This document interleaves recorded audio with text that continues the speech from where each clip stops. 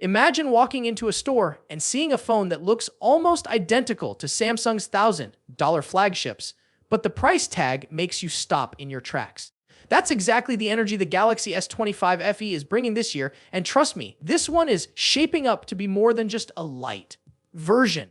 It's the kind of device that sneaks flagship perks into a friendlier price range, and the leaks we've been seeing lately have made it clear Samsung isn't treating the Fan Edition as an afterthought anymore. Welcome back, viewers. Sam here. Make sure to like this video, subscribe, and hit that bell so you don't miss the next big drop.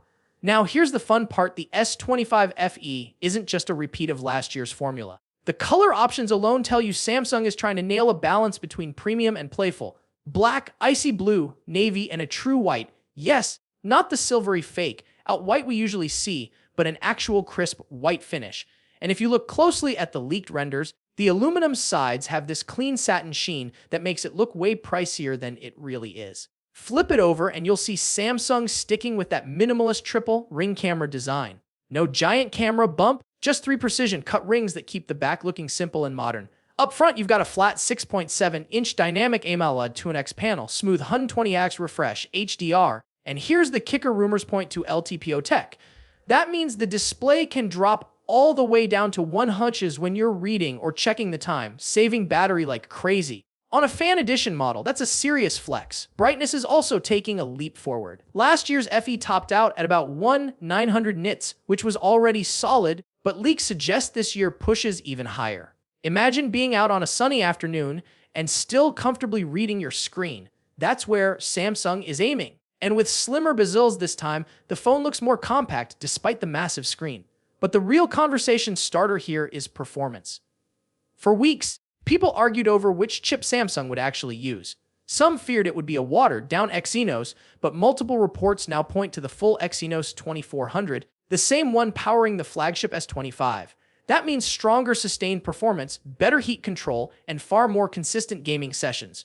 For a Fan Edition, that's a game changer, because it removes the usual, but the chip is weaker excuse. Storage and RAM are straightforward, 8GB paired with either 128GB or 256GB of UFS storage. No crazy overkill numbers, but fast enough for smooth multitasking and AI features. And speaking of AI, One UI 8 with Galaxy AI is baked right in. Expect things like live translation, smart photo editing, and even text summarization directly on the device. Samsung is pushing this hard across its lineup, and the FE won't be left behind. Now let's talk endurance. The S25 FE is getting a 4900 mAh battery, and when you combine that with LTPO efficiency, this should be one of those rare phones that can actually deliver true all-day usage for heavy users. Add in 450W wired charging and wireless charging, and you've got speed and convenience on your side. For context, that's faster than what Apple is still offering on its iPhones in 2025.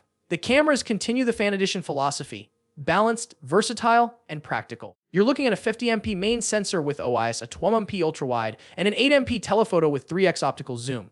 Yes, optical zoom on a mid-price Galaxy. That instantly sets it apart from mid-range rivals that rely on digital cropping. The selfie shooter is 12MP, and the leaks suggest strong 4K video recording across both front and rear cameras. It's the kind of setup that doesn't chase crazy numbers, but nails the features people actually use. Now, here's where things get really interesting. Samsung has quietly scheduled a major invite-only press event at IFA Berlin on September 4. Officially, it's about AI in devices and the smart home, but many insiders believe the S25 FE will be teased there, setting the stage for a full September rollout.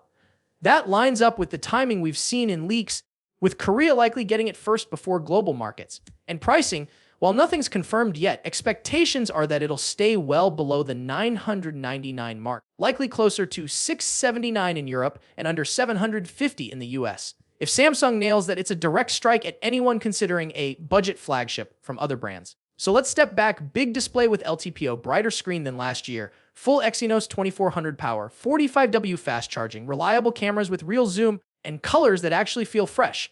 The Galaxy S25 FE is shaping up to be the Fan Edition done right, and maybe even the most balanced Galaxy release of the year.